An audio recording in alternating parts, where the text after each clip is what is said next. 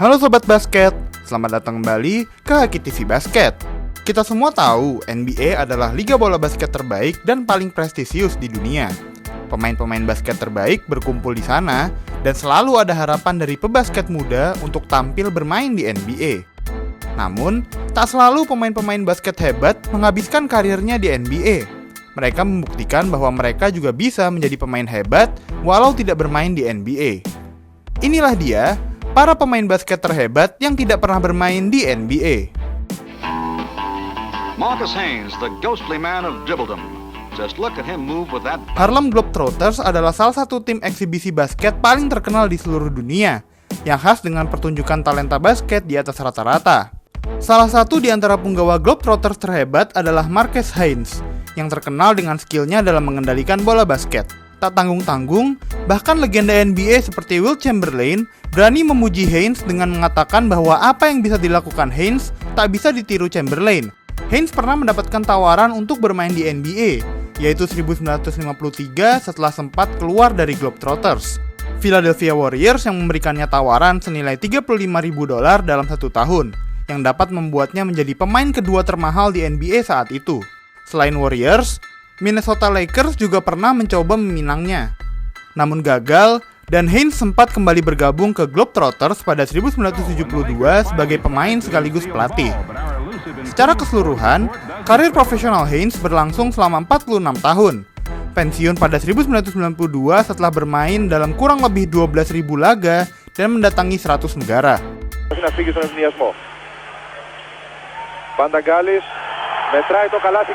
Sebelum Giannis Antetokounmpo menginjakan kaki di NBA dan mendapatkan panggilan sebagai The Greek Freak, ada pebasket asal Yunani lain yang juga patut mendapat panggilan tersebut.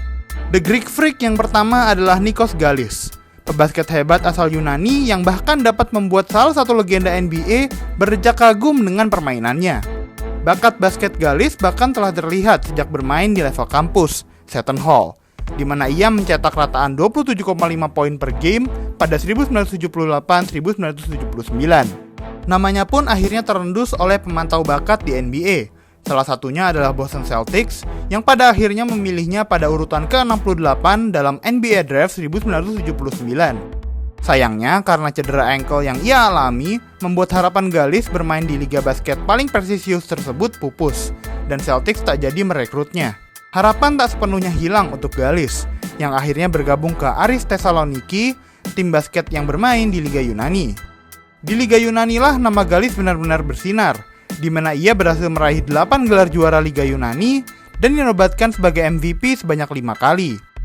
Salah satu momen paling terkenal dari Galis adalah saat ia berhadapan dengan pemain yang akan menjadi pemain basket terhebat sepanjang masa, Michael Jordan. Galis yang tergabung dalam tim nasional Yunani menjamu Jordan dan Universitas North Carolina dalam sebuah pertandingan eksibisi pada tahun 1983.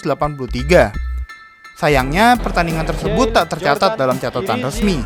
Ada laporan yang mengatakan bahwa Galis mencetak 24 atau bahkan sampai 50 poin dalam laga tersebut. Namun yang pasti, ia mendapat pujian tinggi dari Jordan yang mengatakan bahwa Galis adalah pemain yang komplit dan mencetak angka yang hebat. Seorang pemain hebat yang terjebak dalam pergaulan yang salah. Mungkin itulah yang dapat mendefinisikan seorang Earl Manigault. Manigault adalah seorang pebasket berbakat yang banyak menghabiskan waktunya bermain street basketball di lapangan basket lokal kota New York. Bahkan sejak SMA, ia telah menunjukkan kehebatannya dengan mencetak 31 poin dan 13 rebound per game, namun pergaulannya membuat perkembangan basketnya sedikit terhambat.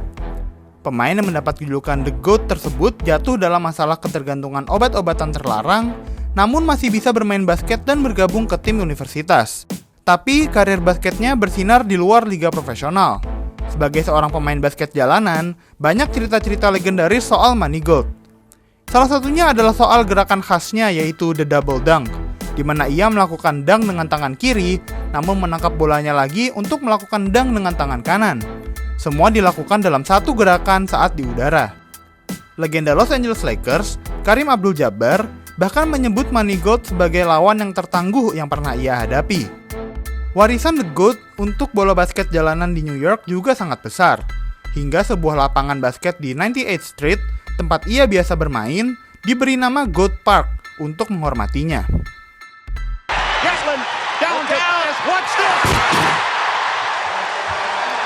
Ketergantungan obat-obatan tak hanya membuat karir Manigault terhambat, namun ada juga pemain hebat lain yang bahkan karirnya terhenti sebelum menginjakan kaki ke NBA.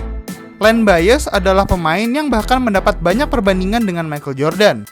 Beberapa menilai bahwa ia lebih baik dari mantan pemain Chicago Bulls tersebut. Bermain untuk Universitas Maryland, Bias terus berkembang hingga mencapai level pemain All-American. Ia juga mendapatkan gelar ACC Player of the Year sebanyak 2 kali, yaitu pada 1985 dan 1986. Selama bermain di Maryland, banyak pemantau bakat yang membandingkannya dengan Michael Jordan, mengatakan bahwa Bias memiliki potensi untuk menyamainya atau bahkan lebih baik. Tak terkecuali untuk Boston Celtics, yang melakukan trade dengan Seattle Supersonics pada NBA Draft 1986 untuk mendapatkan urutan pick kedua, yang mereka gunakan untuk memilih Len Bias. Bergabung dengan para legenda seperti Larry Bird, Kevin McHale, akan membuat perkembangan Bias dalam bermain basket meningkat secara signifikan. Sayangnya, harapan tersebut berakhir lebih cepat, setelah Bias secara tragis ditemukan meninggal hanya 1 hari setelah draft tersebut, karena overdosis zat-zat terlarang.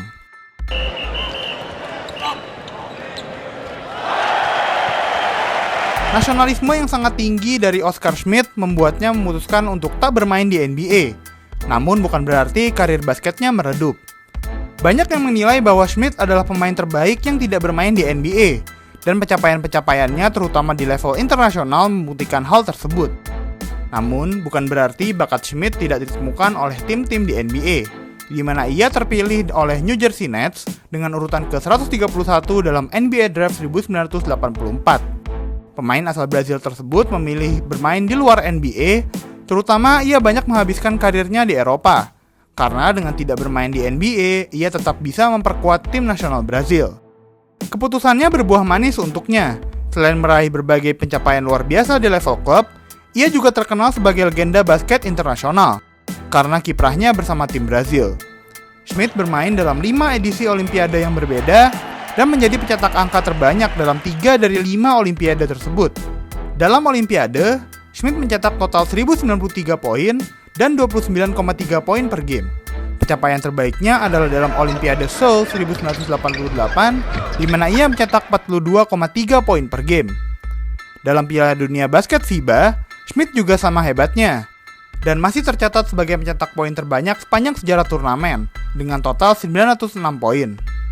Sepanjang berkarir selama 29 tahun, Schmidt total mencetak 49.737 poin, yang dipercaya sebagai poin terbanyak yang pernah dicetak oleh seorang pemain sepanjang masa. Berkat pencapaian-pencapaiannya, Schmidt terpilih masuk ke Basketball Hall of Fame pada 2013 lalu. Ada pemain-pemain hebat lain yang tidak bermain di NBA yang kami lewatkan? Tulis di kolom komentar ya. Jangan lupa like dan subscribe ke channel Haki TV Basket agar tak ketinggalan video-video kami lainnya ya.